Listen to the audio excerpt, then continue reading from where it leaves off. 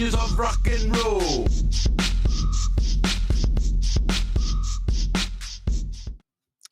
Well, hello and welcome to the Daily Atheist Morning Show. I am your host, the amazing Super Chris. I know how to fix this. I can fix this. I can fix this. Watch this. I'm going to fix it. Here we go. That's not going to fix it. Sorry, guys. You know, it's just one of those adventures. One more adventure, if you will.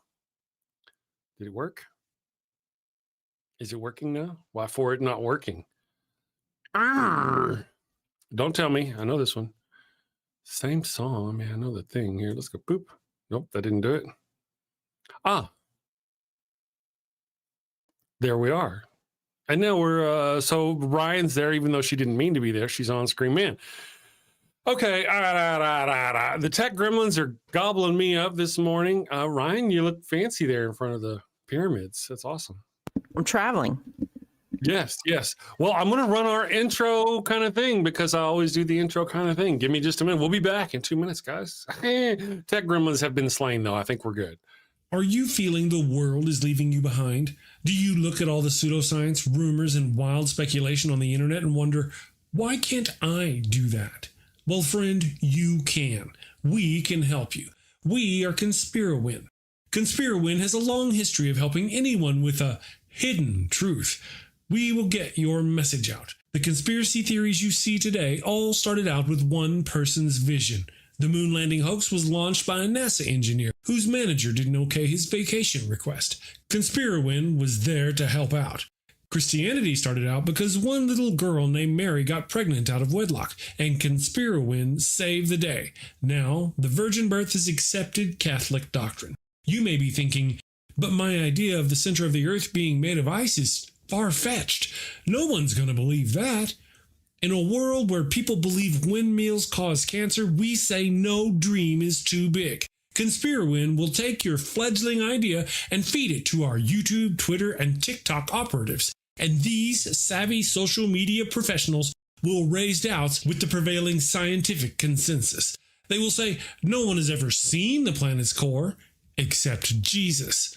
And science is wrong all the time. That's why science has theories and not Jesus. Within 30 days, we guarantee you CNN will run a story on how your conspiracy theory isn't true.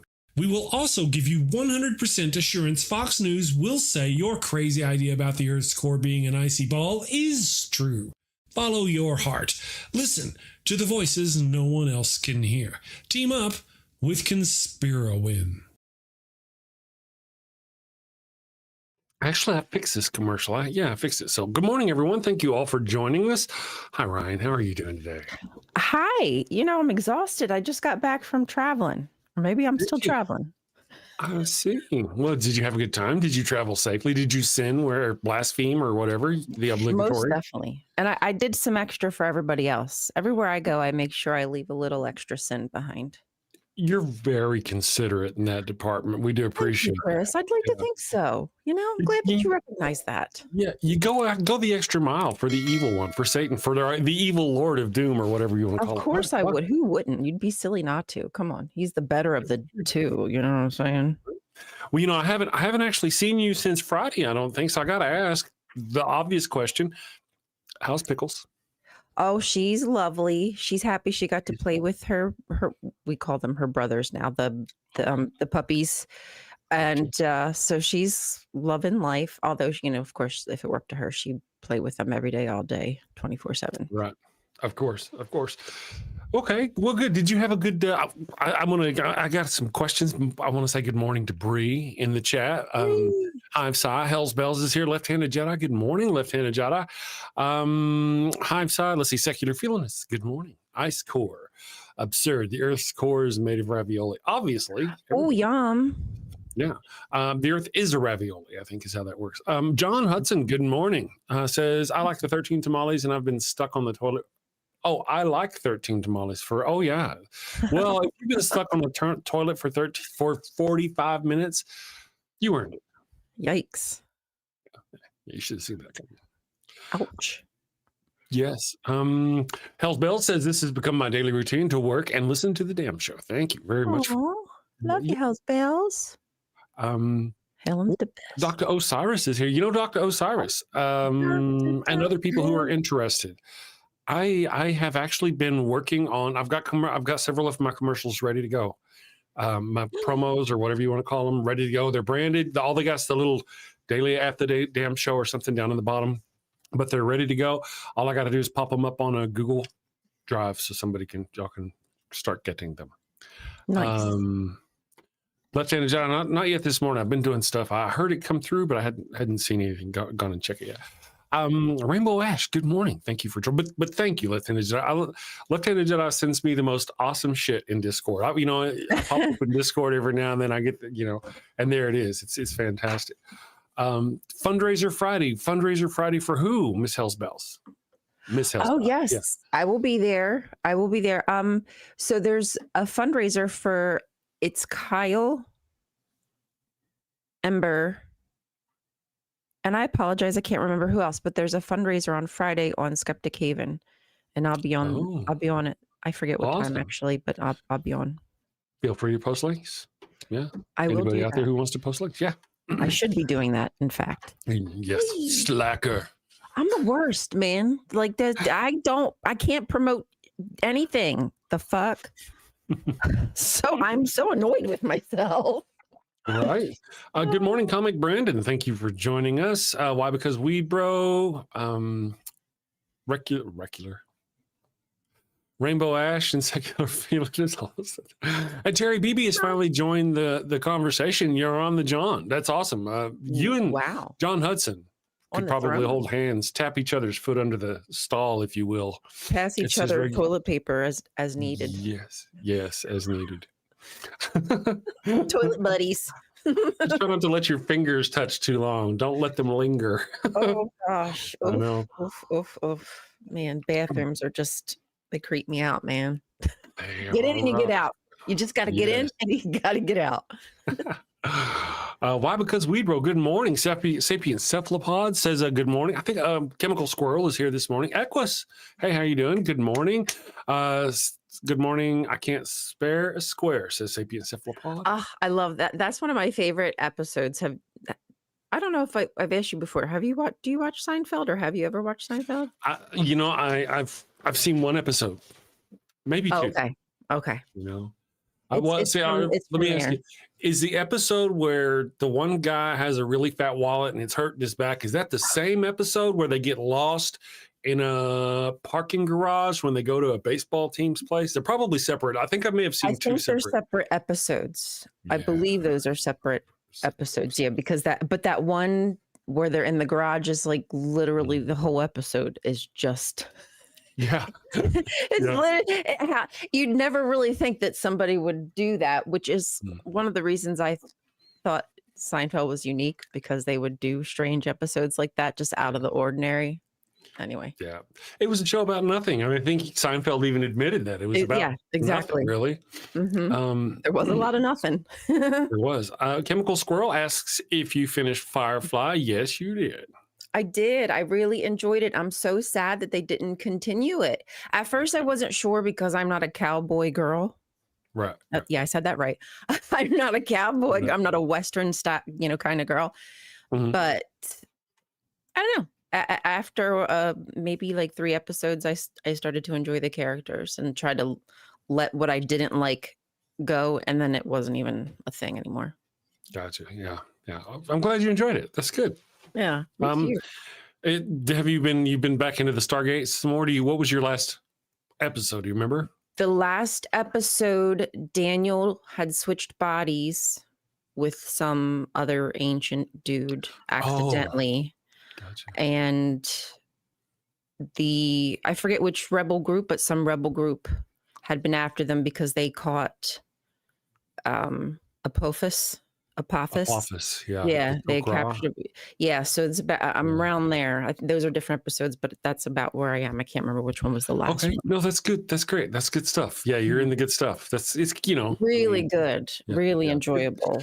It's a fun show, isn't it? Once you get past. Oh, what? That was okay. The last episode was the body switch because I enjoyed. Oh Jesus, and of course I can't remember the character names, but I enjoyed. with the thing. It starts with a T. Teal'c. I enjoyed Teal'c being, is it Colonel? Being Jack, whatever. He's being Jack. They switched bodies. Oh, yes. Oh, yeah, that's His good impression stuff. was just really good. Although I didn't think that Jack so much so of Teal'c was as good. Like when he was being, But anyway, I just enjoyed that, like being sarcastic in his faces and stuff and squinting his eyes like Jack would do. I was like, oh, that he's doing such a good job. Yeah. That's a fun episode. Now, let me see. Michello, the voice of Michello. Yeah. Let's see here. I just want to know. Stargate Michello. I see there. Let's see. Stargate X. SG1. Come on, just tell me which one. Because I want to kind of get an episode of where you're at. Oh, and there was sorry. Well, we can save it. Never mind. Shut up. Write it down. Shut up. Oh. What's that? Oh, yeah, years. I'm talking to myself because there was things like I've been enjoying. I'm like, oh, man, that was an epic moment. Right. In the show, in the Stargate. Yeah. Mm-hmm. But you see, that's the whole deal. You got to really go. Once you get past those first few stinking episodes. And once you get past that, I really enjoy it. It's one of my favorites. The evil one, like Stargate Atlantis. Okay. Is that where we have to start? Because my husband had said and you had said, I remember, but you have to watch it in a specific order. Firefly, you got to watch in a specific order. No. But I thought there was something with Stargate, like you can watch the episodes like in tandem or something like that to get a fuller picture, like similar with Star Trek, or no? Yeah, I guess you can. Yeah. About season, I think it's the end of season 7. All right. Well, at the end of one of those seasons, they discover the Atlantis, where Atlantis is. I hate to spoil that for you. Obviously, right? There's a Stargate Atlantis series. Right. Yes. Oh, damn. Yeah. So at one point they do discover, I think it's at the end of season 7, they discovered, I could be wrong, but it's at the end of a season after one of those conclusions, and that's where it splits up. And if you wanted to, you could watch them separately, but for quite a while, because when they get to Atlantis, they get there and they're kind of stuck with no power, no nothing. They can't communicate back. So for quite a while, Atlantis is all by themselves. You don't see any Stargate SG-1 at all on there. Then eventually they do make contact, so you do see them sort of intermingling casts, between the two different shows. Okay. So that's cool. Robert Picardo, who plays the Doctor in Voyager, you will see him in Stargate. Cool. Yeah, he turns out to be quite a person in Stargate. So yeah, Rainbow Ash says, what's that? No, also the hybrid from Jiminy Christmas, the Cylon hybrid. That show, from that show, she's in Stargate too. She was in one of the episodes. Oh yeah. That's what Hub said. He had looked it up and he was like, "Oh my God, that's the hybrid." I was like, "What?" Yeah, you're going to find several. Matter of fact, Chief Tyrrell. You're going to see Chief Tyrrell from Battlestar Galactica, the Chief. Okay. You're going to see him in Stargate, super young. Oh. Super young, and he plays. I think he's a Jaffa. I think he's the leader of one of the Jaffa. What do they call them again? Do you remember what they're called? The leaders of the Jaffa? No, you don't remember nothing. You're like the wife. The wife over. Wrong person, honey. Yeah, but anyway, so yeah, he plays one of those. He's in one episode. Yeah, that's fun. But it's good stuff, and I'm glad you're enjoying Stargate. And it looks like Michello's season 2, episode 18. So that's good. That's about right. You got some ways to go. And again, it never hurts to pop open that SG-1 let me do this. IMDb Stargate SG-1. I just want to check something out real quick. On IMDb, for everybody, I don't know if you guys know this out there, but for IMDb, they have every episode I'll share it here on the screen for fun. For fun. And I usually pop it open on a different monitor. Let me go here, share. Do it for Okay, so fun. this is episode of Stargate SG-1. This is the episode list. It gives you like the rating of you, so you kind of get an idea of how good they're going to be. Okay. But then, so let's see, like the one you just watched was 18, it said? Yeah. Holiday. It was Holiday. So it must have been 17. Because Holiday is when Michello shows up. Yeah, right? Daniel Jackson goes off as Michello, right? Yes, that's it. Okay. So we'll go down. I'm going to roll down here and I'm going to go to, let me make this big for you. Bum, bum, bum, bum. Highlight. Okay, now down here, you'll see, it's just scroll down, you'll see trivia. And this tells you the database device Carter brings back is a modified Apple Newton. So if you look and see, you can see it's a Newton.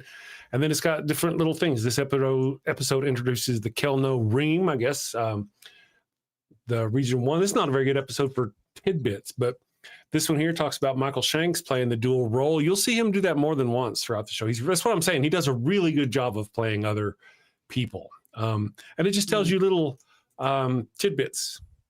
Stargate SG-1, between the things. I really enjoy it, and I'll go through and do every one of them whenever. Let me stop sharing that. Whenever we watch a series. Okay, so me and the evil one, we are going to watch Castle. Castle? You ever seen Castle? No. No. Okay. We watched the last episode of Firefly last night. One of my favorites, Objects in Space, with the guy who gets on their ship. The bounty hunter guy. Jubal Early, the bounty hunter. Yeah, that one. Really? So we got to watch the movie. And then after that, we're going to watch Castle. Castle is a TV series that stars Nathan Fillion as an author. He's a writer, and he teams up with a police detective doing these. It's like a moonlighting kind of show. So we're going to check it out and see how it goes. Okay. I think I've heard of it, though. Yeah. Mm-hmm. Yeah, it's been around for a while. And, we learned some things about the show and about Nathan Fillion. Did you know, for example, that Jane, the actor who plays Jane, Adam Baldwin, is 6'5" tall? Is he now? He's a bigger boy.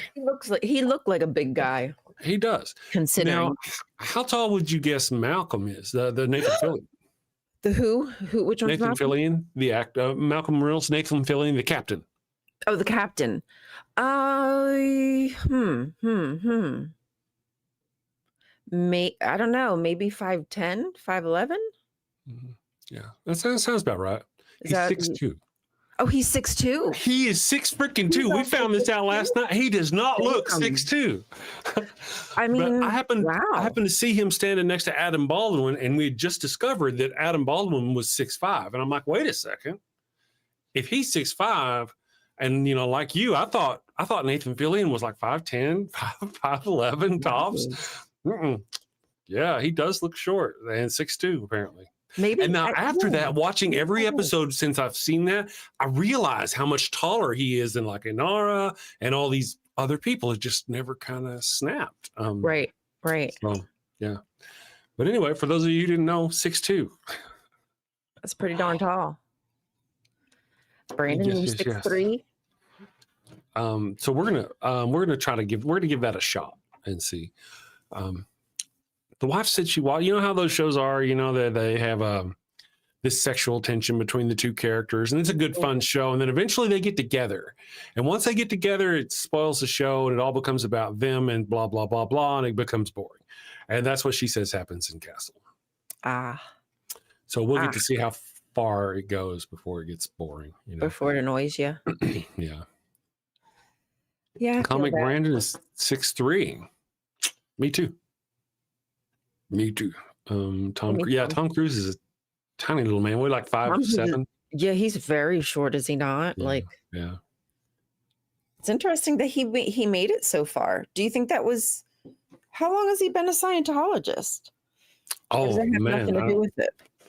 I don't know. I don't think that has anything to do with that. Matter of fact, if anything, being a Scientologist probably hindered his career, I would imagine. Hive Size says 5'7" is not short. Yeah, they're just yeah. Sorry, I'm sorry, Bree. I mean, I don't know. I'm 5'9", so I wouldn't know about being 5'7". I'm just saying. Sorry. I'm fine.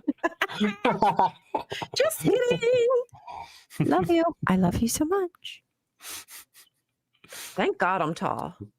I feel bad for short people because, like, if you eat too much on one day, you probably feel it so much more than like I would. Yeah. Yeah. You know? Mm-hmm. Yeah.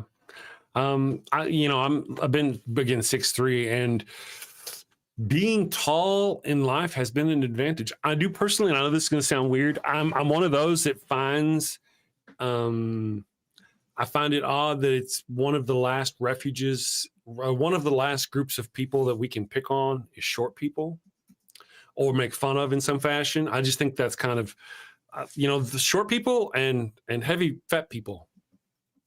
I think it's odd that people still find it okay to generally pick on them about that sort of thing.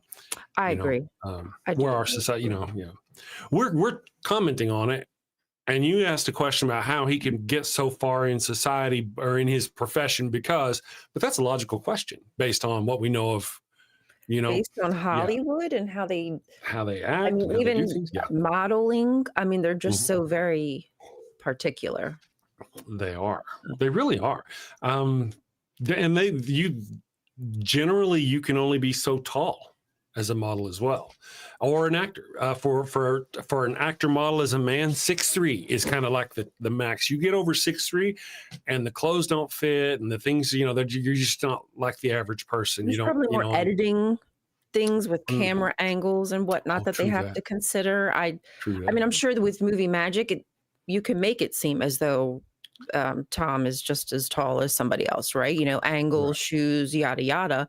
But that does start to add up when you constantly need to do that. And I don't think you should have to do that. I think people should just be the height they are, and that's cool. But yeah, well, that's just a tough thing. I'm just kind of, I've just been lucky, I just got lucky in that department.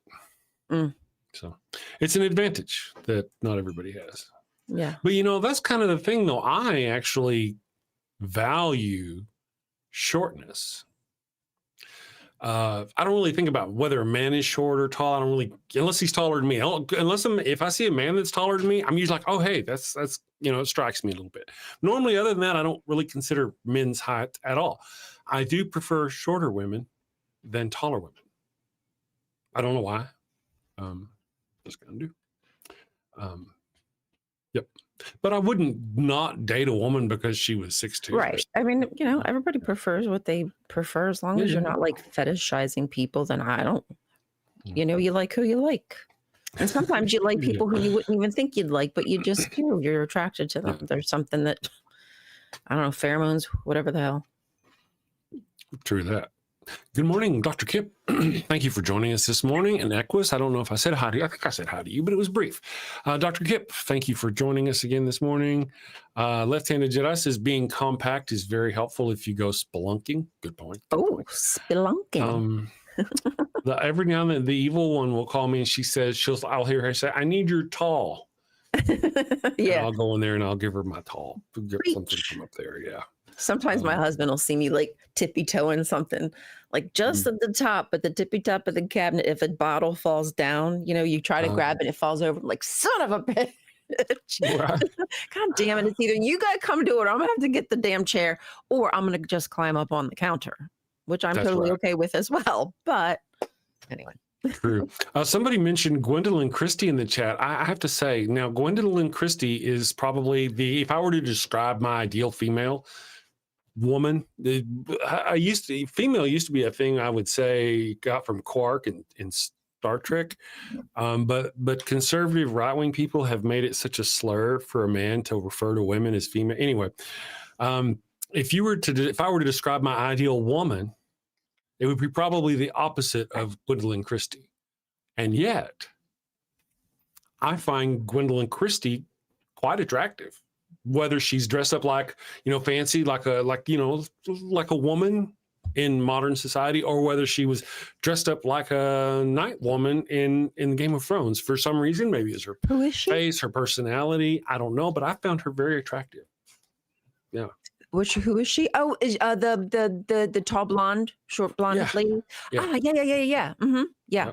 Yep. Yeah, me too. I Absolutely. think she's beautiful. Mr. Peabody says something. Let's see. What Chris lacks in brains and crotch, God bless him with. What?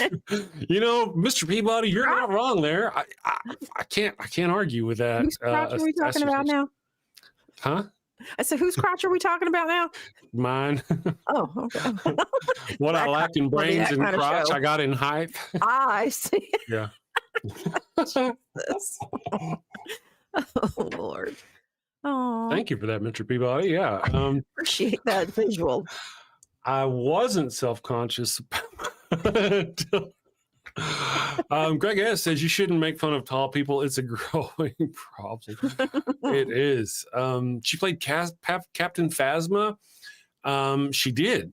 Gwendolyn Christie played Captain Phasma, and they did her and Captain Phasma so wrong. Captain Phasma was a strong character, a good character. And like she gets like 3 minutes of screen time and just kicked off a cliff or something. Just they didn't do her very well at all. Loved it. Missed an opportunity. Gwendolyn Christie, the same lady who played in Game of Thrones. Huh? Who's Captain Phasma? I'm sorry. In Star Wars, she's she's like a clone, a stormtrooper, but she wears silver. She's like a uber badass stormtrooper.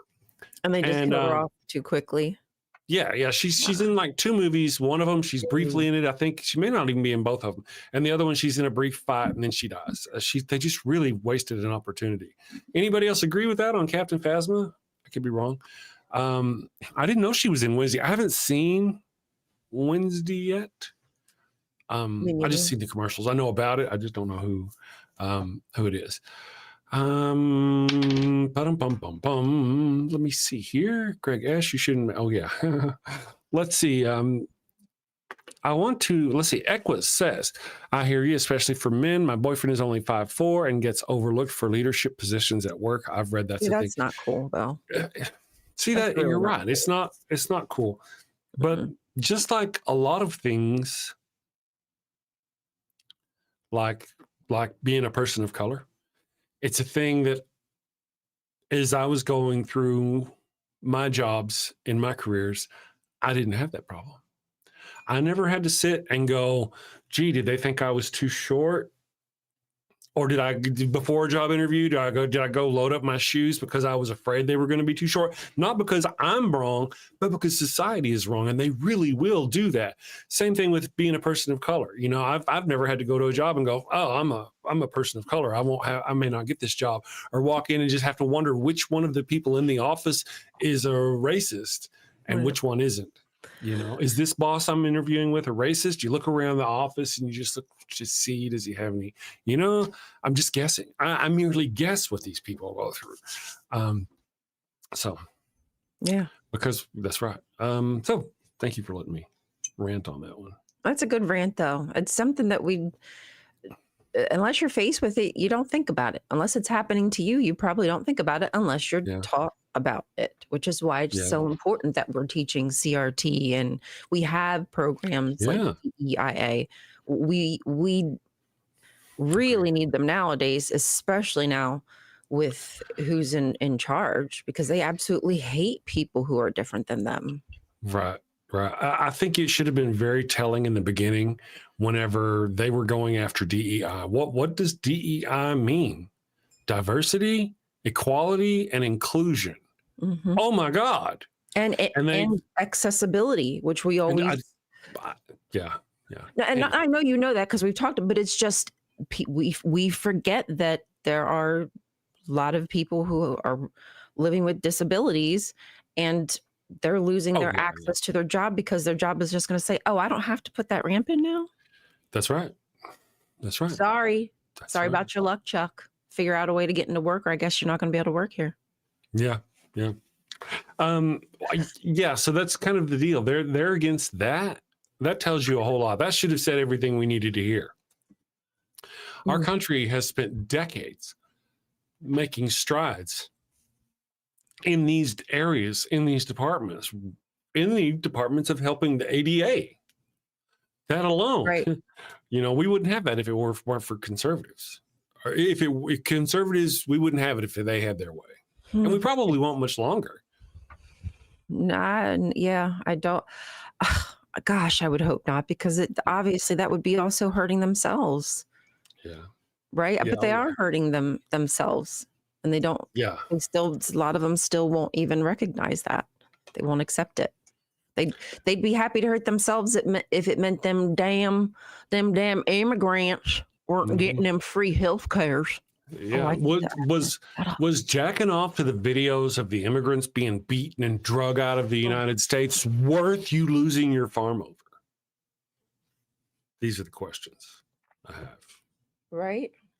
Yeah. Man alive. Yeah. Having to get a bailout now, possibly, if that's what happens. Well, you know, one of the things is the whole thing with equality and all that other business, they make it out to seem like it's actually anti-white people, but it was never about it. And you know, if you're old enough, you recognize DEI. DEI, in a way, goes back.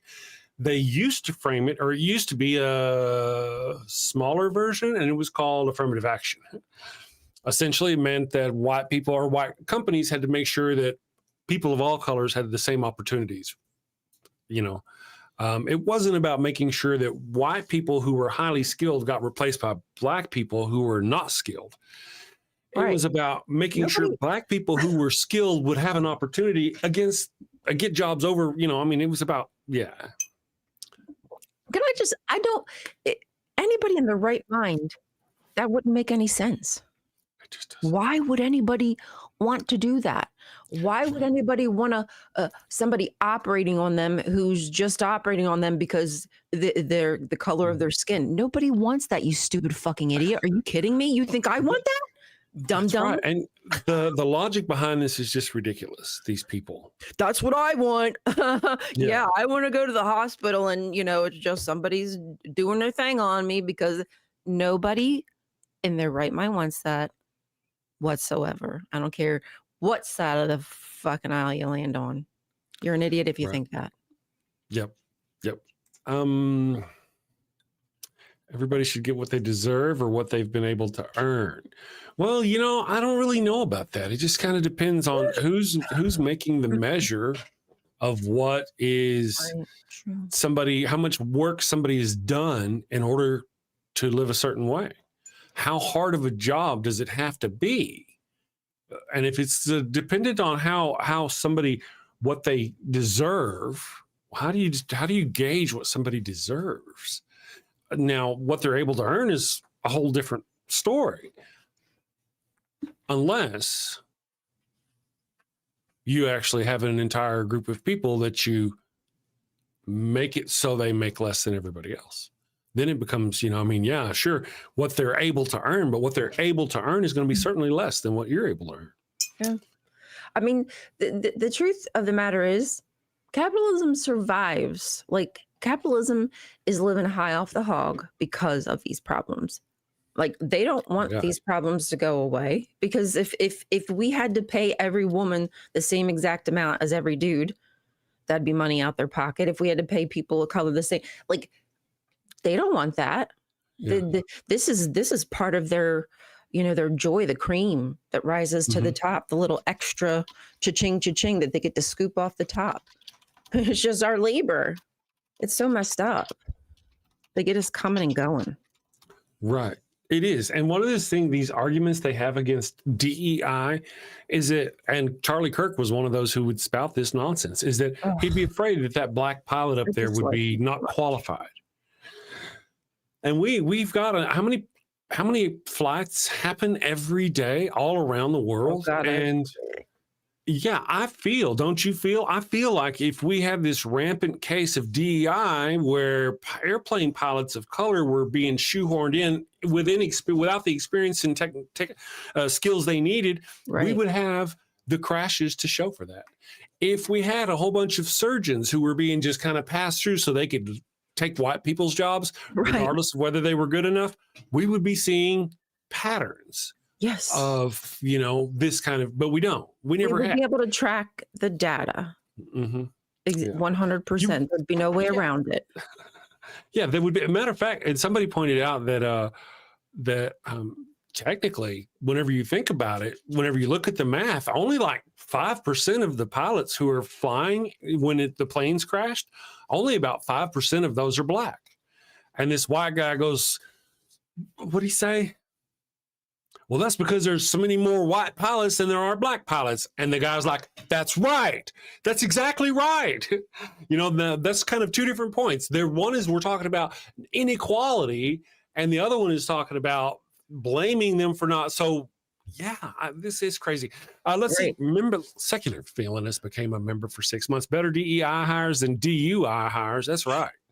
Ain't that the fracking truth? Wow. Member for 11 months. Thank you, Way to Lieutenant. go, Both of you guys are Lieutenant. wonderful. Thank you very much. Love having you with us. It's wonderful. Yes, Having thank you so many much. friends. Let me catch up. I've researched the aeronautic statistics on that. Black people are barely even flying planes, let alone crashing them. Man. See, that's kind of the point. The percentage of them is so small, not because their opportunities are just. Here's another thing, though. I think you guys, everybody might want to consider that being an airplane pilot, like on a big airplane, like rather than just a little Cessna pilot, being one of those big airplane pilots, airline pilots, especially the first few, like for the first decade or so, really sucks. The pay sucks. The time sucks. You're in debt from all your schooling and education to get your flight license and all this stuff. I mean, just do some research on it. I remember I wanted to be a pilot, and I looked into it. I was like, oh my goodness gracious. Eventually it gets good. Why? Because well, thank you guys. Thank you guys. I know. We appreciate that. Thank you, Safe. Why? Because we bro for re-upping your bronze level membership. Thank you.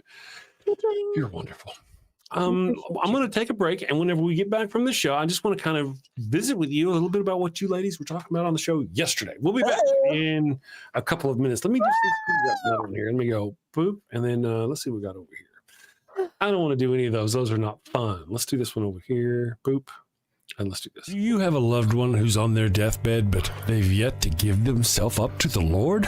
Are you sure you don't want to come to Jesus? No. This is your final chance. No. Worried they're headed to the fiery pits of hell.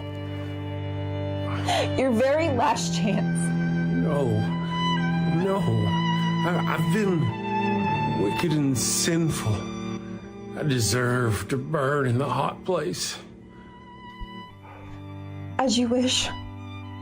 Farewell, my heathen husband. Farewell, my... Well, fear not, my wayward child. Introducing Father Flanagan's line of post-mortem baptismal kits. No more worries about being miserable alone forever. Be a good Christian and share that eternal pain and suffering with the ones you love. I'm in hell. Not as hot as I thought it'd be. Kind of feels like Houston, minus the humidity. Hello. My favorite drink crafted to perfection. Ooh, and some dank ass weed. I can't bear to be down on my face chanting, holy, holy, holy is the Lord, every day, all day, for all eternity, by myself. Wow, is that George Carlin? And Alan Turing, look at that. Carl say, oh, I am so honored. You've been my hero since I was a kid. Neil deGrasse Tyson, what are you doing here? Oh, I get it. I get it. Schrodinger's heathen. Very cute, you. Very cute.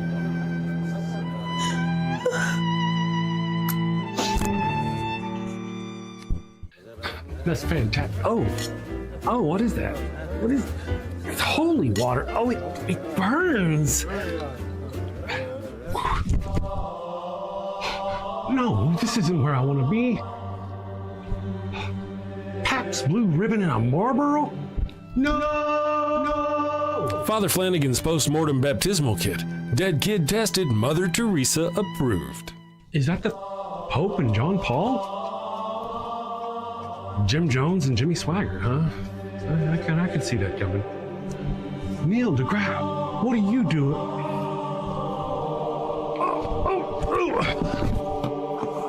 Holy, holy, holy is the Lord. Holy, holy, holy is the Lord. Thanks, Father Flanagan. Damn them to an eternity in heaven for only $59.99. They wouldn't appreciate it, but you'll feel better, and that's the point, isn't it? Get yours now. Your heathen loved one's time is running out. Holy, holy, holy is the Lord. This is some bullshit. Holy, holy, holy is the Lord. Thank you, guys. I hope you enjoyed that. Good morning, Benny Loggins Gaming. Thank you for joining us. He's going to take us right into the Granger Zone. I hope you all had a wonderful weekend.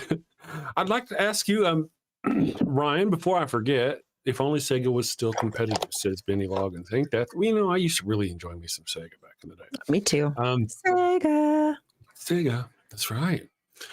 So Ryan, Rainbow Ash has re-upped their channel supporter membership. Thank you very much. If you're not a channel supporter, we are cheap. It's only $1 a month, and then you get access to all the little thingies that we do. The little, what do you call them? Emotes. Yeah, emotes, I think is probably the right word. Oftentimes that's how we vote on commercials. Be like, what do you want to see? And they'll put a Pharaoh sombrero, or they'll put a burrito, or they'll put, Ollie for the pup if they want to see the pup. Okay, so let me ask you real quick, Rion. How did your day go yesterday? Whenever y'all took over the Daily Atheist Morning Show, how'd it go? It went well. Bree opened in the morning for us. She was the opener of the show and did a fantastic. Of course, Bree's like, Ember's like a freaking regular at this every day. Like, was it Ember? Ember, not Bree. Ember. Ember's a champ every day doing the live streams. So she did amazing. And we talked about the most I think that we talked about was the No Kings protest, but we did kind of discuss all things yesterday. It ranged the gamut. Did it? So much happening. Yeah, because there's so much freaking happening. Like, oh my gosh, like every day there's like 10 things you could just talk about. And then it was a whole weekend. So yeah, it was a lot. You can understand how it's hard for me to keep it on track here every day without talking about those things. It's hard. Yeah, it's so hard. It's very difficult. But a lot of people actually come here to not have to worry about that shit. For those of you who don't know, if you have access to the emotes and you put a bunch of them up on the screen, Ryan will try to gobble them up. So yes, that was what I was doing. That was yes. In case anybody knows it. Yeah. Sometimes like, they like doing that. Yeah. I'm sorry, Bree. I had Bree on my brain. I had beautiful Bree on my brain. There we go. Yes. So yeah, that's kind of what you guys spoke about. It was the No Kings thing. The No Kings, the video. I'm sure you probably saw the video that Trump posted of him dumping poop. Speaking of, highway to the danger zone. Speaking of Tom, that's right. That was the song that he played for his little AI pooping video. Very nice. And yeah, my understanding is that what's his name? The singer of that song, Kenny Loggins, has told them not to use it. He doesn't want them using the song. He did. I'm pretty sure he did a while ago. The idea of Donald Trump shitting on America and Americans, that's exactly what he's been doing. Oh, sure. In his thing, he was shitting on libs or Democrats or whatever, but that's what he's been doing for all these months, shitting on America. Yeah. And I don't even understand how a president can get away with that. It's as if, okay, for me, I own a company and I go into my company and, they're having a party or something. And I go in there and I just start tossing shit at them. These are my people, regardless if I think they do 100% all the time or not. They're still like my people. I wouldn't go in there and assault them. Which is what that is, FYI. that's like, assault. So, oh gosh, I don't understand how anybody can think that's funny. Oh, it's just a joke when Levitt's like, the president uses social media. Honey, that's not a joke. He is vulgar and vile, even just like for a normal person. What the things he posts, you're like, oh my God, I wouldn't follow that. And then to think that Yeah, that's our president. Oh my goodness gracious! It's not normal. Have you seen what he's doing to the White House? Oh, You saw Oh what he my did to the Rose Garden gaping hole. There is a in the West gaping Wing. hole. In the fucking, he's literally destroying the White House, which is exactly representative of what he's doing to this nation. And he's been talking there. You know, they talk about how he's not going to run for 2028 or 2028. He's talking about being in power forever himself. Mm-hmm. So, yeah, they didn't Johnson say that it's something to the extent about king would be a good if we had a king, it would be better. Oh, okay, I hadn't heard that, but it wouldn't surprise me a bit. or Johnson something to that extent. He is supposed to be the leader of an independent branch of our government, not Donald Trump's toadstool, not Donald Trump's shoe shiner, not Donald Trump's ass kisser, but he is. Liquor. Right. The groom of the stool, I believe they used to call it. Ooh, that's what we ought to make. If you're familiar with that, there used to be a position in ancient England, not ancient, old England, I guess 13th, 14th century. There's a man called groom of the stool. And when the king sat on the pot, this man would go behind and wipe his butt and examine the poo and make sure everything was okay. You told me that. I think you were the one who, I didn't. Yeah. That would be Mike Johnson. Know these things. Mike Johnson is the groom of the stool. I've got to make that into a video somehow. People Please out there, Mike Johnson, don't let me forget that. I wouldn't be mad at you. If you did it, I would be okay with that. Just that's a great idea. Well, here's the deal. I don't actually have an unlocked AI. Oh, I can't do a thing with Mike Johnson. I guess your Hubs probably has one at home. He might be able. Yeah, he does. Yeah. His is unlocked. He can do whatever. All right, so I'll have to ask him. That's honey. Yeah. Sweetheart, do you think you could show me Trump's anus? With Trump. With Trump on the stool. The groom of the stool openings always available. My understanding, it was actually quite a prestigious position. I'm a poop connoisseur. Yes, and if you know anything, you can tell a lot about a person's health by their poo. True. Yeah, and so apparently it was a thing. My shit's crazy. Ain't that right? I mean, shit. I don't know. I don't see how it's just crazy. It depends on what you eat. I mean, you eat a lot of soup. Somebody cooking soup. I just haven't. I can't imagine that people over in Japan who eat a lot of seaweed and fish have the same type of poo consistency that redneck farmers eating red meat and drinking lots of beer. I just don't think that's Yeah. Let's see. Chris Ryan told her yesterday, I met Mary Trump at the Freedom from Religion Foundation Convention Friday, says Rational Poet Jackie. Very cool. So Rational Poet Jackie. I'm jelly. Very jelly. I've seen her. She's I dig her. Yeah. It must be difficult to be outspoken when you're related to somebody who's in, that kind of position. Yep. Did you hear that Barron Trump made a lot of money in the stock market? Millions of dollars. How wonderful family is for just him. raking it in. How amazing for him. Yeah. Oh my God. Let me check our. It does, doesn't it? I'm going to shut up. Our polls. The question of the day is. What signs clearly point to Trump being the Antichrist? Sorry, I have shit on my poll. Trump. What signs clearly point to Trump being the Antichrist if there were such a thing? We don't believe in such a thing, but if there were such a thing. So the options are, we have 48 votes. You guys are really getting it. Option number 1, divisive rhetoric and false prophecies. That'd be 19%. 19% of our voters think that would be. Number 2 on our list is promising worldly power, not spiritual power. That one is running with 10% of our vote. Number 1 leading in the deal is his obsession with self-worship. Yep. And then, of course, I got none or all the above. And, of course,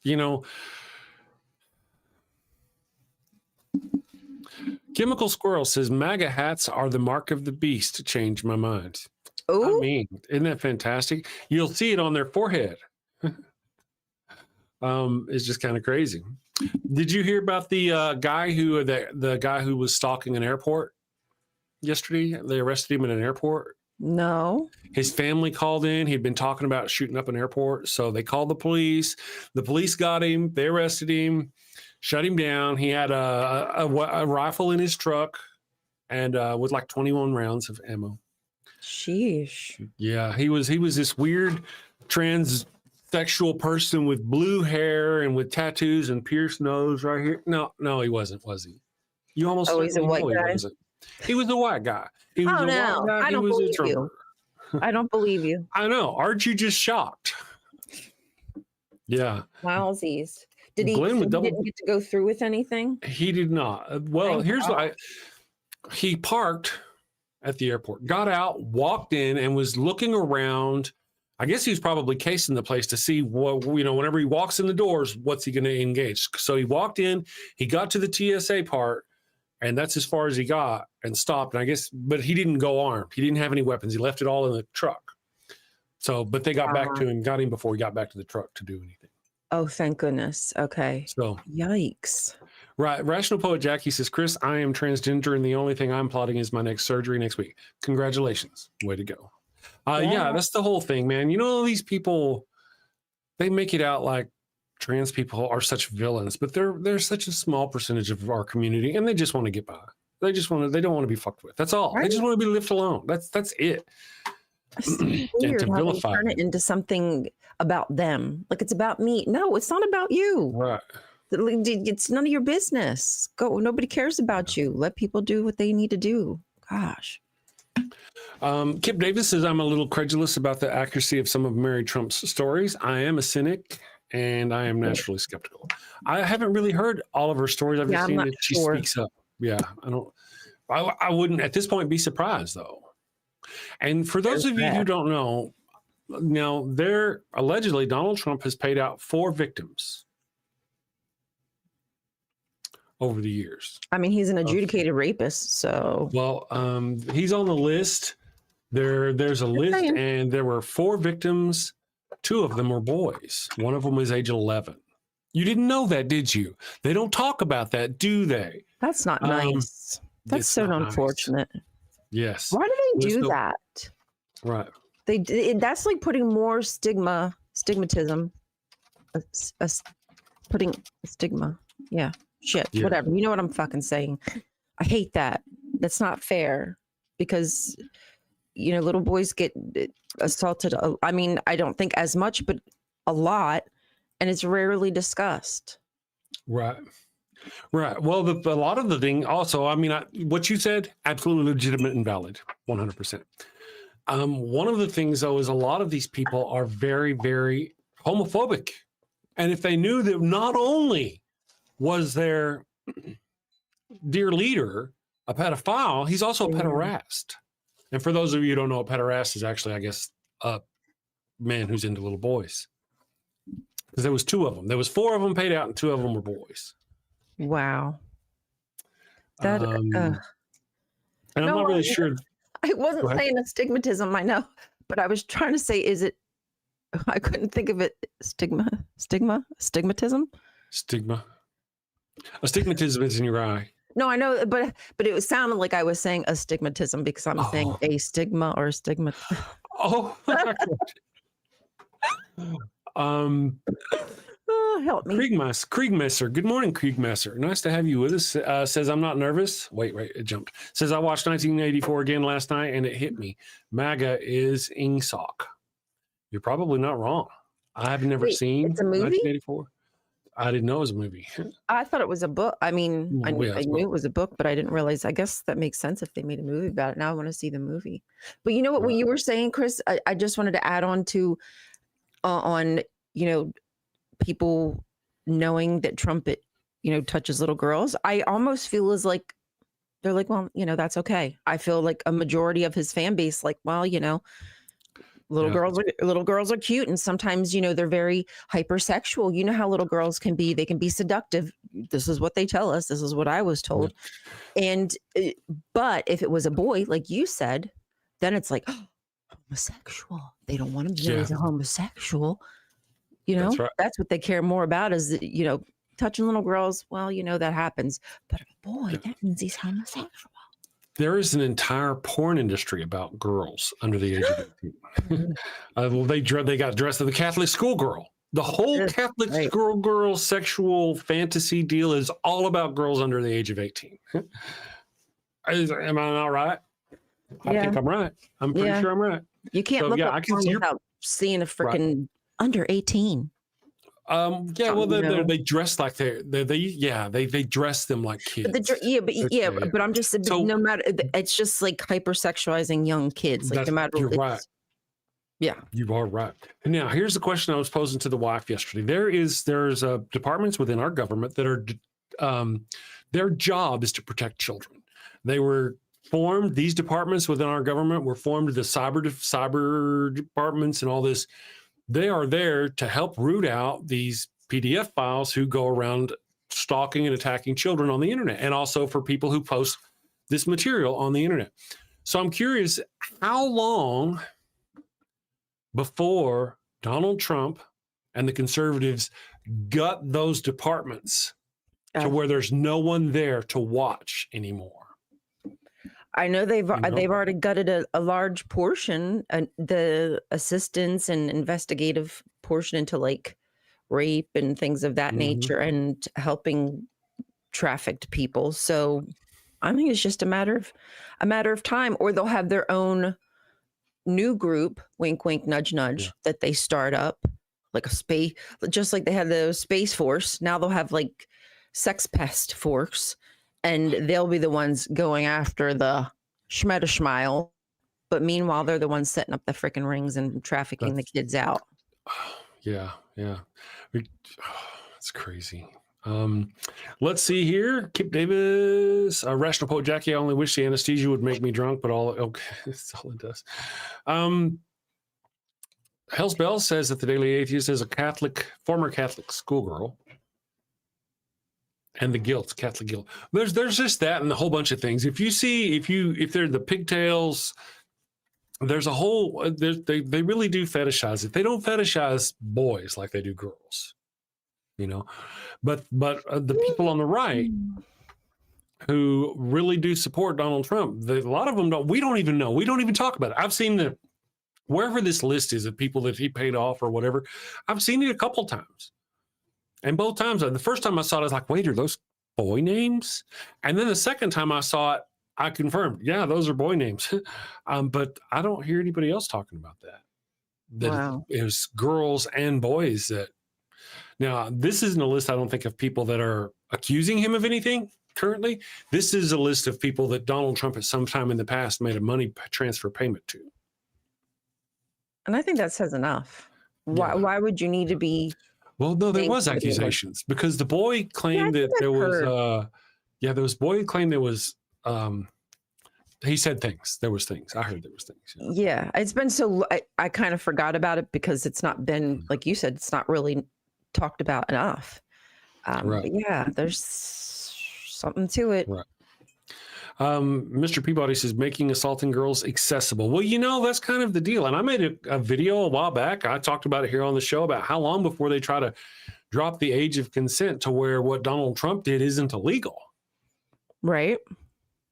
And now they are trying to drop the age of consent for the age where people can be charged for crimes from 18 down to 14. And go to full-blown prison at 14 through, you know what I mean? So that I don't see why they wouldn't, label that the age of consent. Why would you doubt it based on where we are with these people? Right. It sounds like we're being conspiratorial. I say that a lot. And maybe there are times where I go a little too much, but I'm just talking openly. And I don't think it's out of the ordinary, considering where we're at, to continue down that path. Yeah. Yes. And I do. I'll keep an eye out. Whenever I see it again, I'll And that's the whole thing. I'm going to see it. I want to be able to put it up there and show people. So I'll save it for people. And next time I see it, I'll post the links and find out what it's about. But, let's talk about one thing. The claim was made by Virginia Giuffre that she was taken from Donald Trump's Mar-a-Lago by Jeffrey Epstein. Is that right? Tricked Yes. or something? Okay. And Donald Trump knew that. He has known that for years. Everybody knows, even whenever Epstein was convicted of all these things, everybody knew. So Donald Trump admitted himself just this past year that he knew that Jeffrey Epstein, he was mad. He was claiming the reason why he stopped talking to Jeffrey Epstein and didn't want to be his friend anymore was because he was taking girls from Mar-a-Lago. So Donald Trump knew this was happening. And now, do you notice I didn't say Donald Trump said he knew that Jeffrey Epstein took Virginia Giuffre? I said he knew that Jeffrey Epstein took girls. And I say that because those are literally Donald Trump's words. Go look that one up. You can Right find out it. his Donald Trump. mouth. Yeah, he said right out of his mouth. Donald Trump, and we know that wasn't the reason, that there was problems between them. I just really feel like Donald Trump had more role to play in what was going on in this sex trafficking. Because clearly his Mar-a-Lago was a place where girls were taken from. He knew it. If he knew it, if he did get mad at Jeffrey Epstein for taking, then he knew it. He knew this man was taking and trafficking girls from his place. And apparently he was only mad about one. So it must have been one of Trump's favorites. And that's what pissed him off. I'm guessing because, you don't hear him talk about any of the other ones. And why would some rich guy, Epstein, okay, like I know that he has different business ventures, whatever. I don't know what the F, exactly it's called that he did. He doesn't have a spa. He does that sounds normal to you that he's stealing your girls for what, pray tell? Right? It's not like he's working at his club or whatever. Right. No, these girls went from Mar-a-Lago, my understanding, to Epstein Island. Right. That's not you. Yeah, that is entirely. Yeah. Donald Trump was in on it to one degree or another. He was in on it. Yeah. Or you knew at that time. And instead of saying something, doing something about it at that time. That's very true.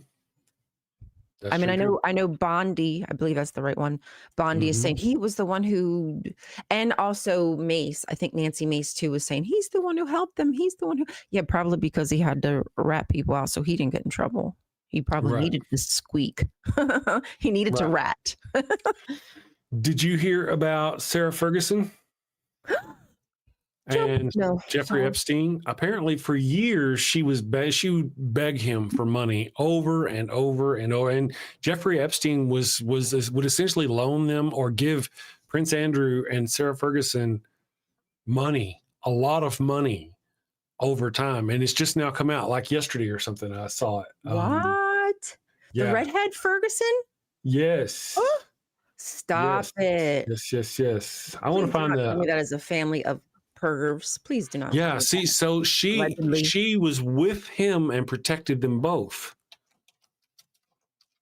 See, just sometimes it makes me go, I do think that Diana was killed not accidentally by paparazzi. Somebody wanted her ass dead. Right. Oh, that's because she just wasn't that kind of person. Obviously I didn't know her. I was young. I know nothing about her, but just seeing the kind of person she is written about, the things that she said, just the words coming from her mouth. She didn't get down like that. Right. There's another thing going out. Let's see. Oh yeah. Is that one there? Let's see here. Epstein claimed in emails, this is according to People magazine, that Sarah Ferguson celebrated his prison release with her daughters, Beatrice and Eugenie. For realsies? For realsies. Just went and visited. I mean, not obviously doing anything weird. There's sort of like the Diddy parties. There's the white parties And then there's normal parties, right? Mm-hmm. So not everybody who went to Epstein's pound parties or any of that business and his stuff in New York necessarily were involved in his girl trafficking thing. There were legitimate big parties going on there. But for her to go visit this guy, and of course her husband's all wrapped up. Apparently she knows about what's going on. Let me go here. What I'm going to start doing is as I read this shit, and I'm going to start putting these in folders so I can bring it back Remember? up. Yeah. Yeah. Because you already knew she was involved a little bit. We heard about her being involved a little bit, Mm-hmm. you know, because she apparently, when it came out that she knew him, she said, "Oh, I don't like pedophiles. I he's a bad person. I want to get away from him." And then she sent him an email going, "Oh, I'm sorry, I had to say that. Right? I had to say those things." And that's what got her a couple of weeks ago, or about a month ago, was because that email came out, and that's how she started losing her support and monies and all these other things. But then now it's come out that there was even more involved. Apparently, she was borrowing money from them all the time. He was the reason why they broke off. The reason why he stopped hanging out with him because they just wouldn't stop asking for money all the time. Wow. It makes you feel like they knew something and they knew they could get away with asking because they know something, Why else would you feel so comfortable just asking somebody for money all the time that you're not going to pay back? Oh, right. What's going on? And you would think I don't really know what's going on. Didn't Prince Andrew or the Prince person have to actually pay for whatever activities that were going on the island?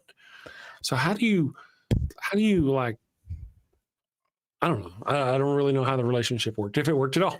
I don't know how it worked. Don't know. Release the files. How about that? And then we'll find out. Release the files. Yes. Or the files might be the wrong term, whatever the hell. Just what we got, put it out there, please. Yeah. Protect the innocent, and the rest of them, screw them.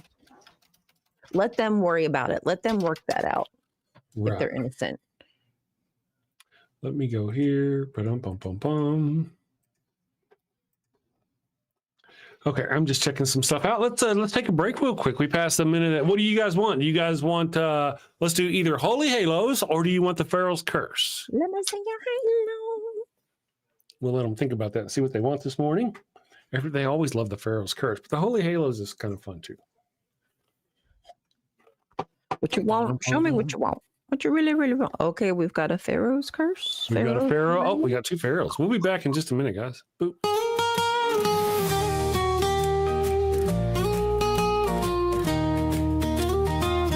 Mi burrito es tan bueno. It burns when I pee. Abraham had the crotch cooties and gave his sister wife to me. El ataco fue no bueno. It stings like a bee. They told me she was his sister. Now I'm plagued between the knees. I've got the Pharaoh's curse, a case of penile plague. I've got the Pharaoh's curse. There's fire between my legs. Mi burrito está no bueno. A full bladder I fear. Abraham's lies and Sarai's touch have left me itching front to rear. Mi burrito está no bueno. It burns when I pee. Abraham had the crotch cooties and gave his sister wife to me. I've got the Pharaoh's curse, a case of penile plague. I've got the Pharaoh's curse, there's fire between my legs.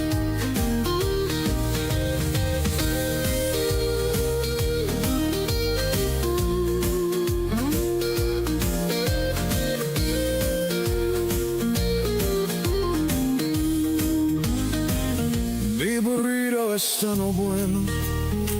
A a full bladder I fear. Abraham's lies and Sarai's touch have left me itching front to rear. Mi burrito está no bueno, it burns when I pee. Abraham had the crotch cooties and gave his sister wife to me. I've got the Pharaoh's curse, a case of penal plague. I've got the Pharaoh's curse, there's fire between my legs. I've got the Pharaoh's curse, a case of penal plague. I've got the Pharaoh's curse, there's fire between my legs.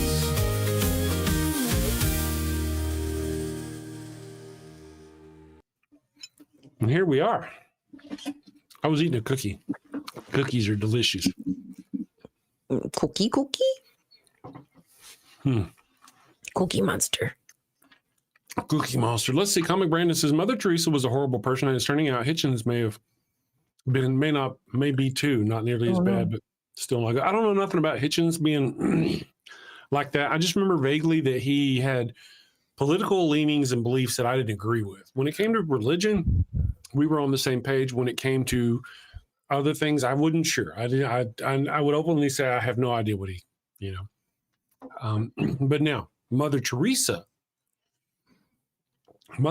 got up in front of millions of people during the AIDS pandemic back in the 80s and told them not to wear condoms. I don't think you can even compare anything Christopher Hitchens has ever done. That is sadistic. And so fracking stupid, because eventually that is going to come into your society. That is going to seep into your, what I mean? Like, I don't understand how you could be so freaking lame in the head. I actually have a top 10s video. I'll post a link in the chat. I made this video back in, where is it? 5 years ago, it says. And it's the top 10 reasons why Mother Teresa was no saint. And it talks about how she gets money from dictators or got money from dictators, how she talked all these poor people into be poor, suffer. Suffering is good for the soul, get you closer to Christ. But when she got sick, they flew her ass to America to get the best medicine on the planet. She's not the suffering servant. Right. And she was, granted all of her money went to the church, right? But she was worth billions. She took in billions of dollars. It's just crazy. She could have done so well. Let's say I'm going to just say millions because I don't know for sure. I have no idea. But let's just say that the money that she had, she could have helped people with. But instead, she let them lay there and suffer with minimal, if any, kind of pain relief or care. That's just, she would take subsidies. She would take donations. All that money basically just went back into the church because they would reuse needles. They would reuse. Oh yeah. Like they could have afforded to buy nice equipment and materials and whatnot. Nope. She basically just thieved all that money and gave it right back to the, I don't know, those elite, whoever those elite are. I don't know. Well, apparently they really do like the suffering. It is all about the suffering. Yeah. I'm guessing that's probably based on like one scripture. Does anybody know what that's based on? I guess I can Google that one. Yeah, well, maybe the eye of the needle. The rich man can't get through the eye of the needle. Possibly. Like you can't take it with you when you go. Again, I really like how they would tell the rich to give to the poor and the poor to give to them. So essentially, you get what the rich had. That's a really interesting circle.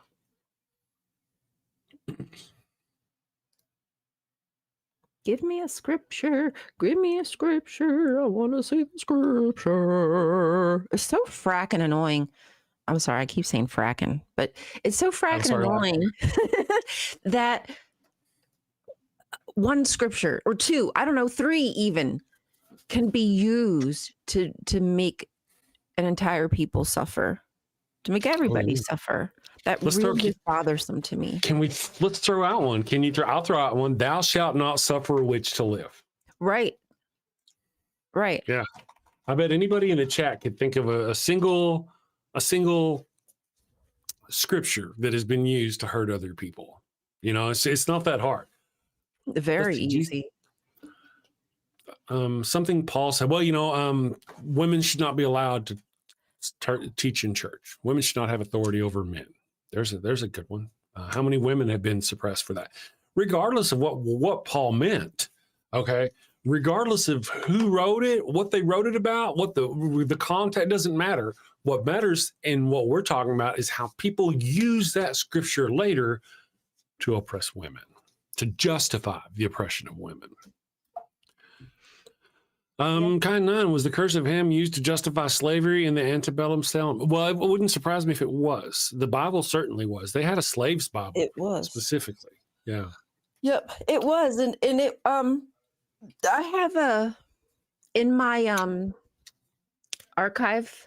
internet archive, I have some favorite books, and there's a couple slavery books. They're really good reads, but they discuss specifically, I can talk specifically how the curse of Ham was used and toted around with people throughout the countries in Africa, and used, and here obviously the slave's Bible was also used, but especially and specifically the curse of Ham. And even I'm pretty sure that in some of the decrees, like the papal decrees and whatnot, I've read that books in there as well, that they mention how many slaves people had and whatnot. Like they tried to count how many, had so many slaves, and it's okay because it's so creepy. It's so creepy. I wish people would just do the research. It might open their eyes. So true. Even our founding fathers had slaves. There's that. There is that. The irony, our nation was founded on the whole all men created equal while enslaving an entire race of men. I think, you ain't right there. It's so wonky, right? Like that you could put a pen in your mother effing hand and to paper and then write that down and not see an issue with it. And you don't even include women, right? Like you're including a very specific group of people when that was written. I just boggles the mind. It does. It so much does. Greg S. says it's hard to imagine a more privileged and entitled attitude or perspective to have than to believe that your well-being should automatically be worth anything to anybody just because you are human.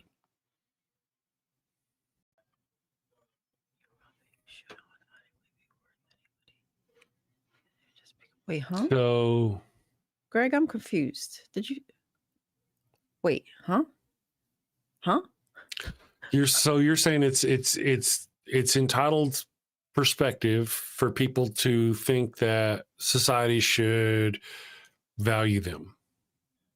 Well, Greg, wait, Greg, that's very confusing. Why shouldn't our life be valued? Why shouldn't we be guaranteed like a modicum of respect and decency as a human? Are you just talking about like the food chain aspect of it? Like we are not special. Reality doesn't owe us anything. Reality is not about reality. It's about society. Growing up in a civilized society. That's what it's about. It's not about, reality. That's part of the reality is being in a civilized society. I mean, it's that kind of mentality that you're speaking of. Your words like that are the kind of words where you will step over a starving person to throw away perfectly good food.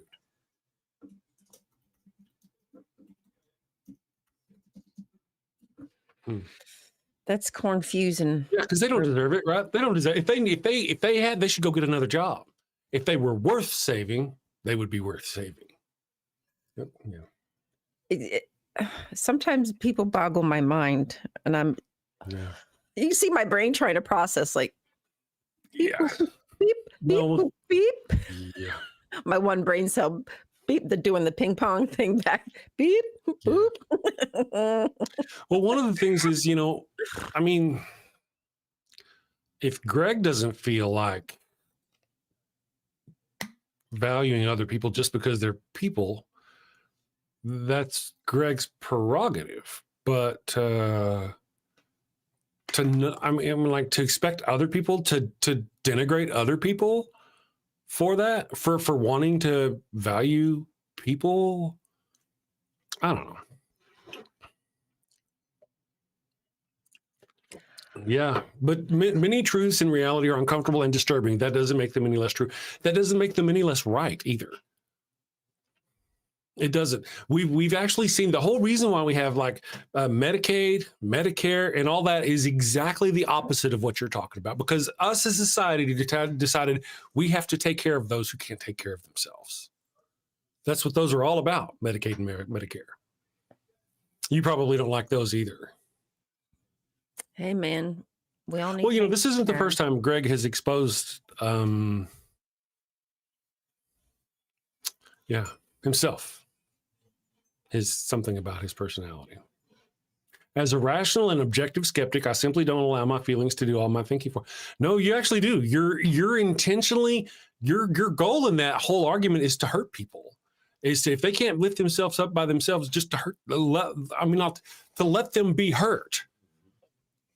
Why would you get joy from that? Is he Why saying would you say things like human that? life has no value? I guess maybe I'm confused. I'm not even sure like where this is coming from. Right. Well, how did that come up?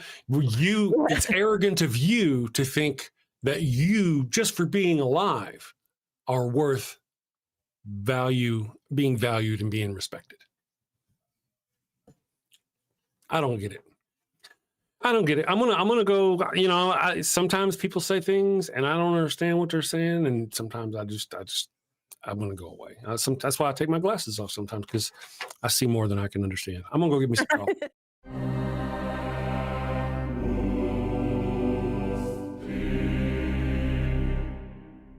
Flanagan!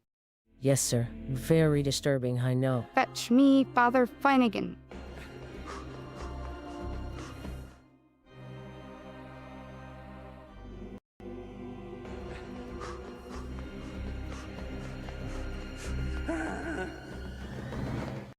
Your Highness. You are in the presence of His Holiness, the Pupius Maximus, guardian of the sacred fire hydrant, defender of the holy tennis ball, and eater of the golden kibble, Pup Oliver Poopsala the Fifth. Your popedom. I heard you have a bone to pick with me. Condoms, Father Flanagan? No, thank you. I've got plenty. That's what I mean. Why are you selling condoms? Oh,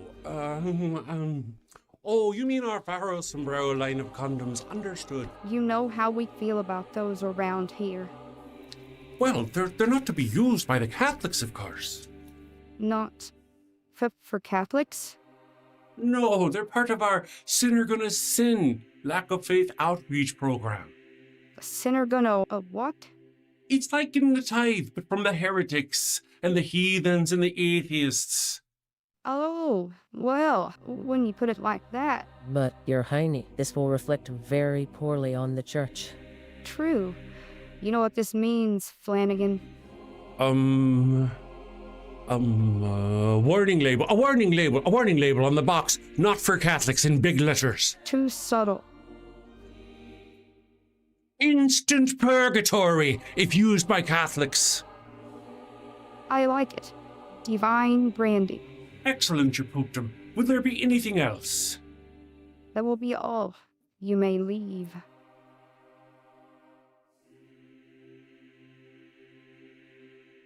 All right. So, you did say this. Greg said this. Said, people are typically inclined to prioritize the well-being of the people they care about over others. Why should they have any obligation or responsibility for yours? How many people does humanity need? All right. So, what you have is you have a family, and they take care of each other, and then that family, then the care that those people expands to like be a little group or a town, and then it grows to be a city. I mean, the people you take care of, the people that you call your close knit group of people, not close like family, but that's how civilization is born, by not worrying about just you and yours, by worrying about other people. I mean, we couldn't have gotten this far in this. You would be dead were it not for other people. And, I often find it like people who talk like you, whenever you actually meet them and find out what they do and what they've done, not that you have, I'm just saying, that you find out those people would have never survived without help, opportunity, gifts, givens. It's just, yeah. Yeah, I don't like this. I feel like everybody deserves a bit of respect just for being freaking human, and then like Right. beyond that, I just don't know that I understand. As far as I'm concerned, like if there was a Zen, sorry guys, trying to get the thoughts out there, but if there were like a Zen diagram, let's say, of like people I care about, like my group of whatever, he says I'm going to take care of more, and of course I'm going to take care of my people more. I mean, that's just, I think, human nature, but that doesn't mean if not asked I wouldn't help somebody. Right. But anyway, I feel as if people in my party, in my circle, there would be, their circle would expand out in a different direction, but there'd be overlap, and then there's and it would just continue. So in some ways, like me taking care of that guy might not necessarily be in my circle, but it probably affects somebody else that I actually, it's just like, isn't that what society is supposed to be?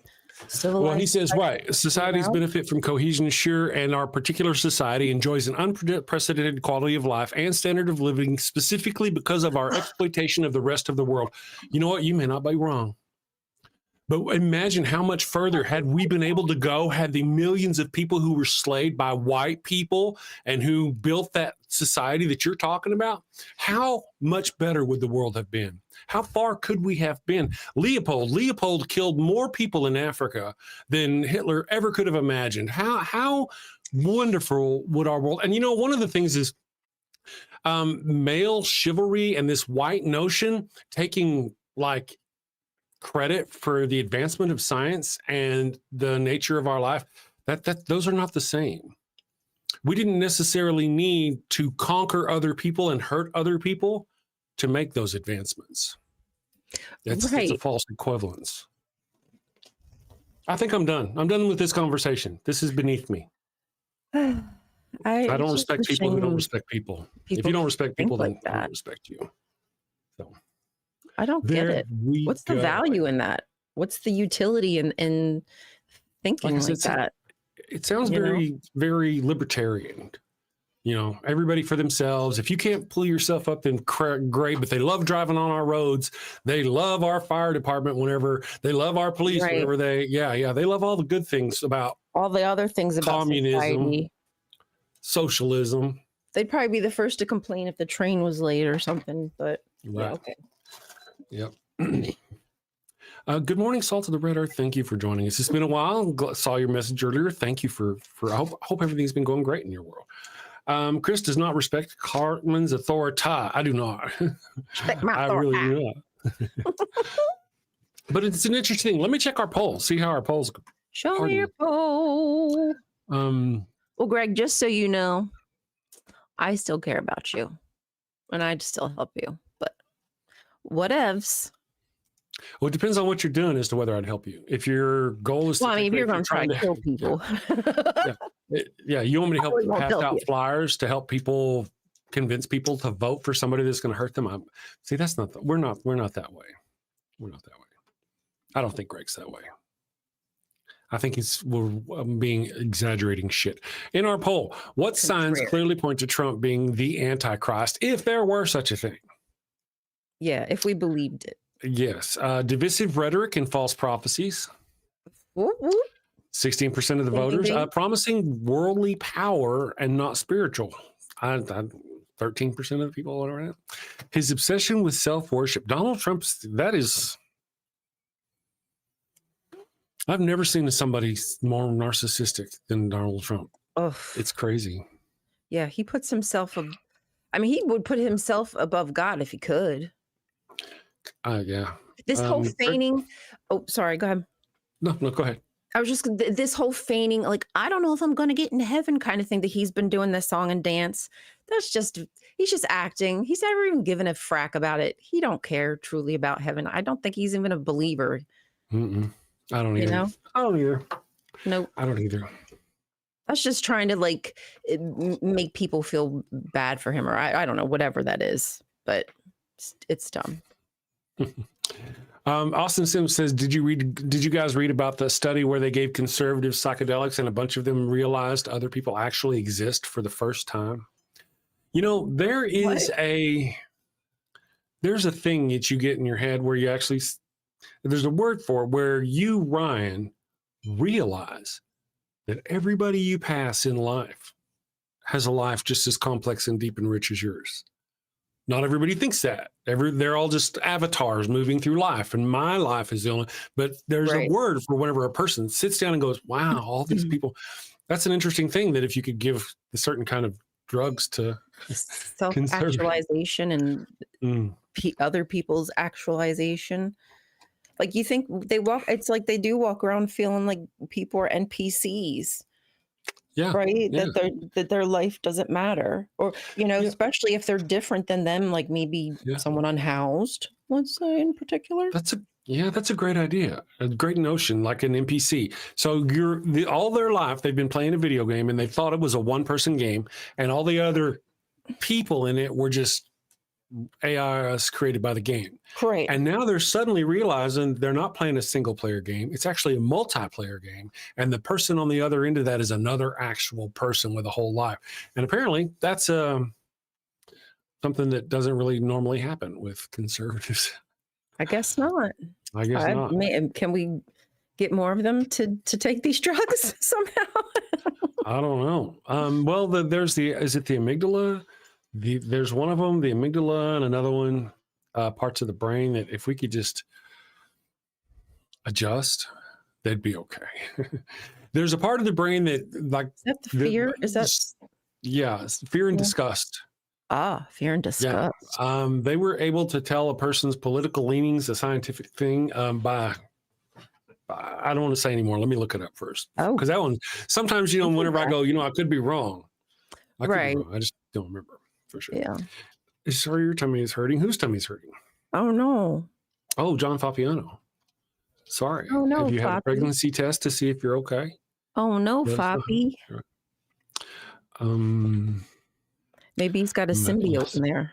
You got a symbiote in your belly?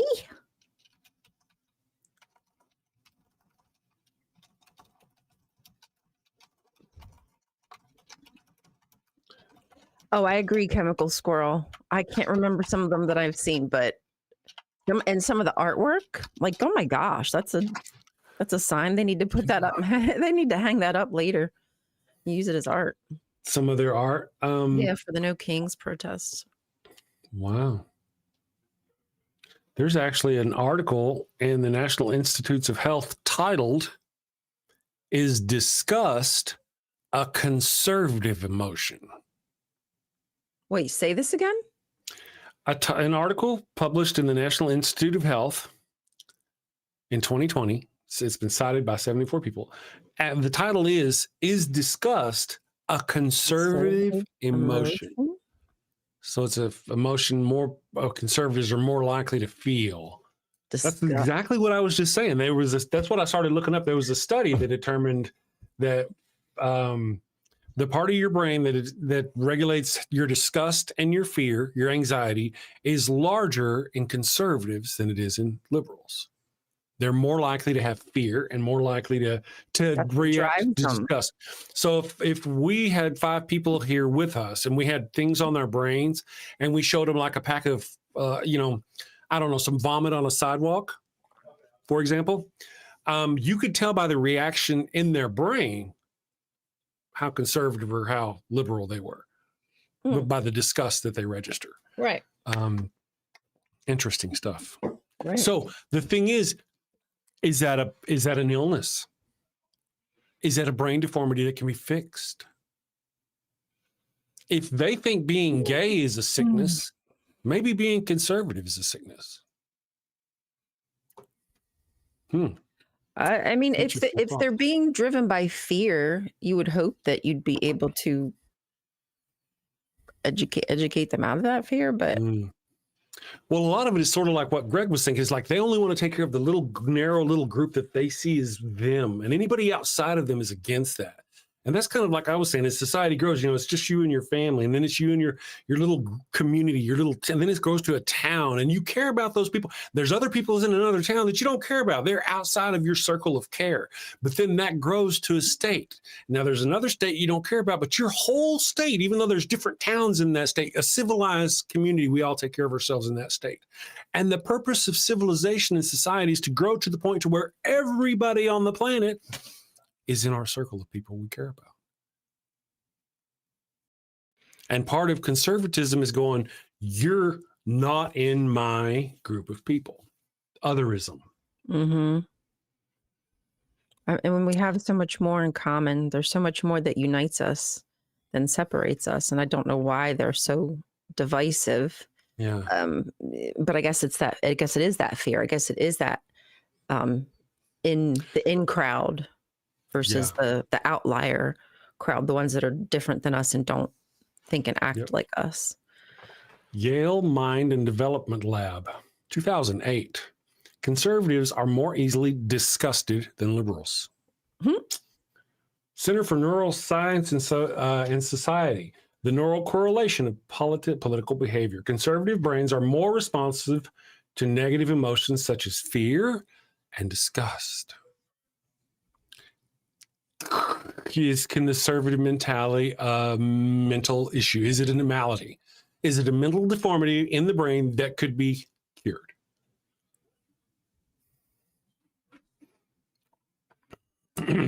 I always hold out hope, but I don't know if Is it something we could put in the water?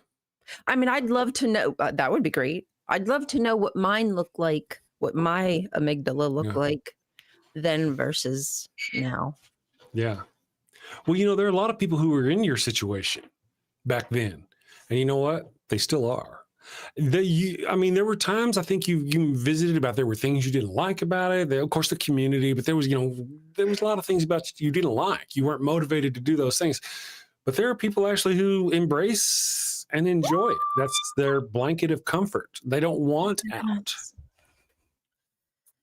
And they have a bigger amygdala than you do, apparently. Or whichever. They exercised that muscle, I guess, and made it bigger. And I got to be honest, it's been a long time since I don't realize, is it the amygdala or is it something else? The thalamus? I don't remember, to be honest. But there's brain differences. Physical differences in the brain determine how much you disgust or how much fear, anxiety you feel. Hence, how much you tend to be a conservative person. And look at what they think of. Conservatives are disgusted by trans people, by gay people. They're disgusted by, all these things. It's all repulsive to them until you catch them doing it. Interesting stuff. I don't know. I mean, they've been taught that. I don't like. Do those things change? Do they change size? Like, can you be walked out of that? I mean, I would assume that you can be because people do change. Oh, yeah. Well, I don't know. Is it possible? They've been, I don't know. I saw a meme on the internet. I actually reposted it on my Facebook, and it showed a picture of John Fetterman. You know who he is? Oh, yeah. The guy. Yeah, he's the Pennsylvania. I forget. But yes. Yeah. Let me show you this meme I found. I enjoy it. It's fun. Check this out. Not what I wanted. Let's go here and share. Because I'm all about sharing memes. It says, and it shows a picture of him, it's not fair that when Democrats get brain damage, they become Republicans. But when Republicans get brain damage, they stay Republicans.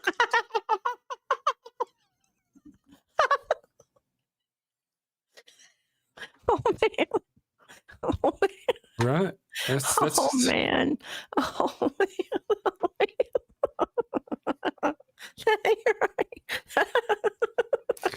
Right? It's right, huh? It's right.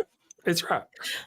And see, sometimes we like to think that people who are conservative are dumb. That's not necessarily. Then we see people who are really intelligent and they're conservative. Like, what's wrong with you? Why is it that how can you be so intelligent and yet be so conservative and not see these things? Well, because they have that brain malady that makes them fear. Their fear and their disgust overrides their intellect. Yeah. Right. And so that's kind of how, I should write a book. It's like they're seeing people as enemies where there are no enemies, you know? Right. Yeah, and they make them outside. You know, I don't know. It's just crazy. I think it's one of the things, though. Yeah. It's like to be honest, for most of human history, it's been smart to be afraid of people outside of your own group. For most of human history. You know, you took solace and protection, indeed, from your own close-knit group.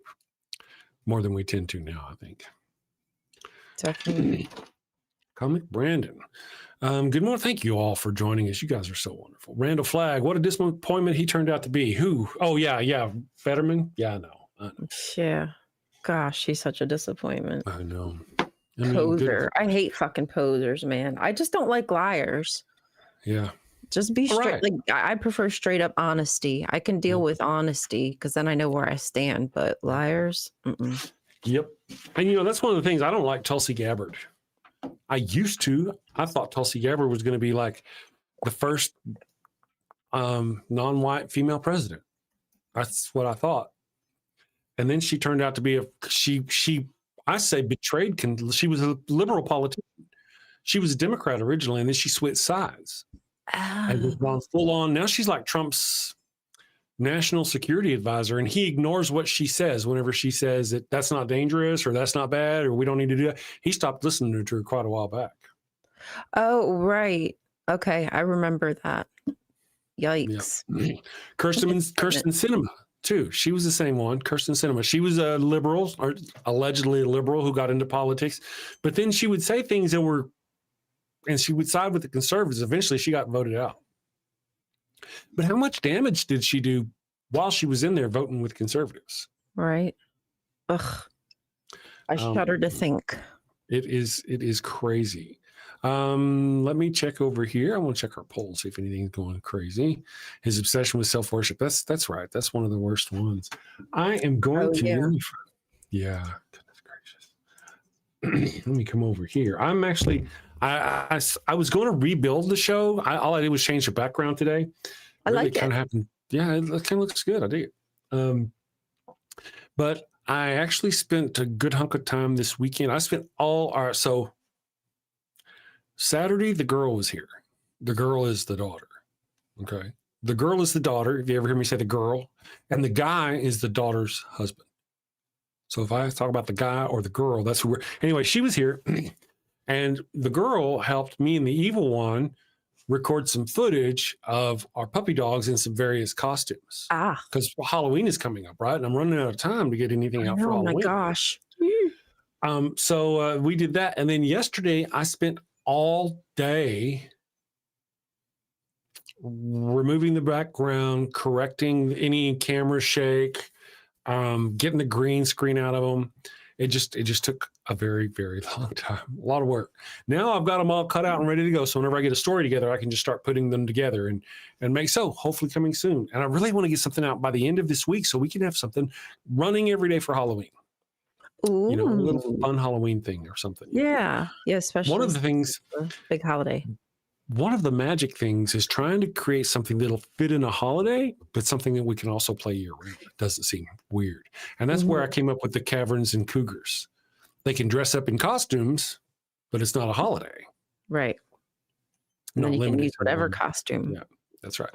Doesn't mean I can't make a Halloween one because I got them in costume. You know, so I'm hoping with any luck, you know, I'll be doing some of that stuff.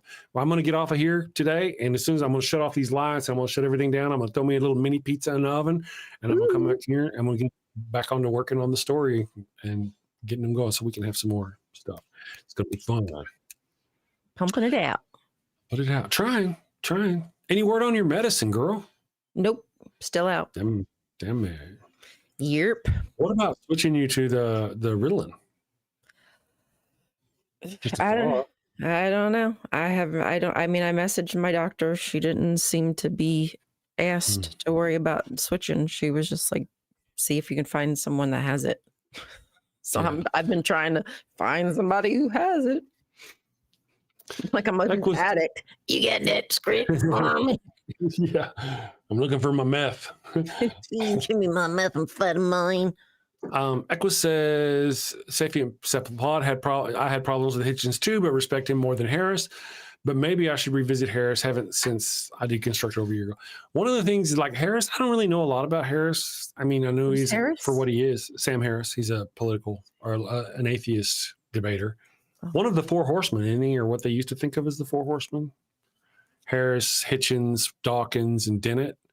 Oh. Dennett's dead. Dawkins has gone full-blown anti-trans, right? That's what. So Dawkins is the one that I wouldn't.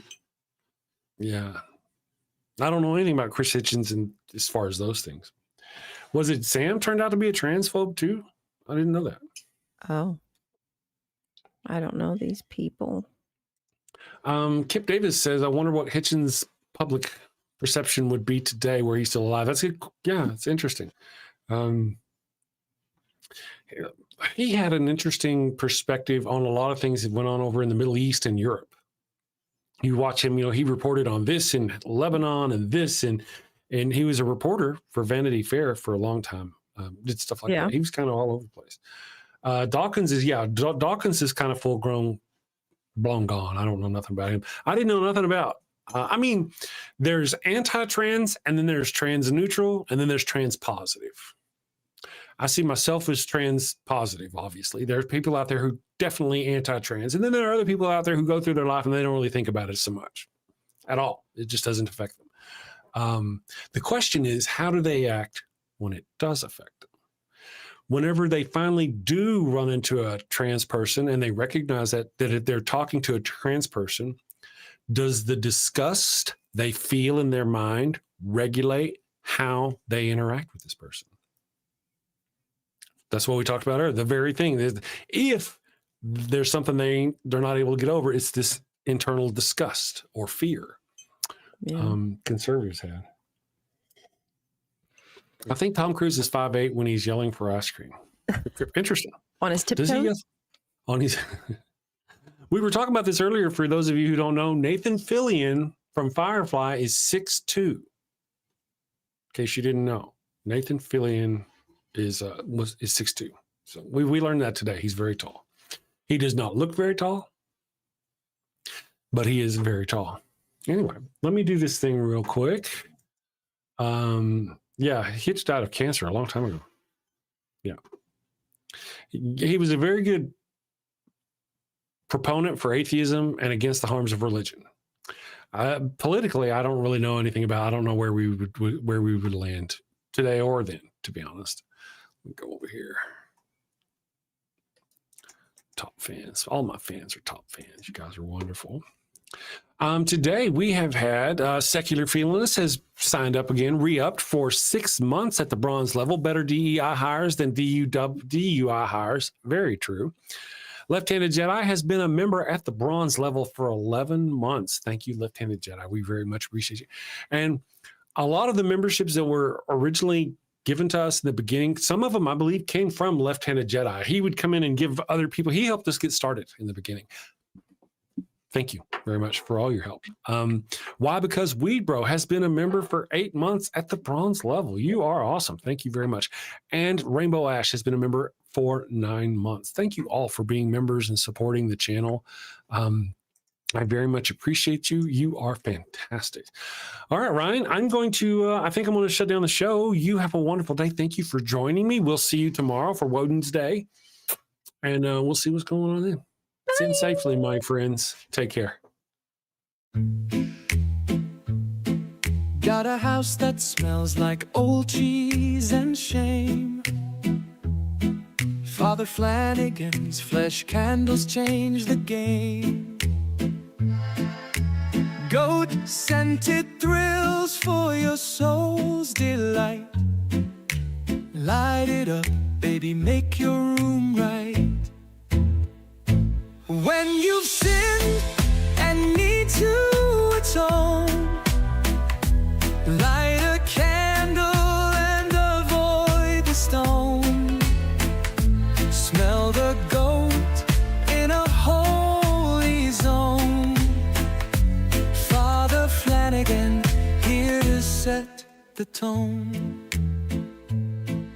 Confession booths, busy, no need to stress. Light a candle and forget your mess. Gross odors vanish like sins in the wind. With each wick, guess who's your new best friend? When you've sinned and need to atone, light a candle and avoid the stone. Smell the ghost in a holy zone. Father Flanagan here to set the tone. Lambs and calves may have their day, but goats the scent that leads the way. Clean your slate with a sniff so pure. Father Flanagan's got the cure. Turn your home into a saintly space. With every whiff, find redeeming grace. From your living room to the kitchen sink, light the gold candle, don't even think.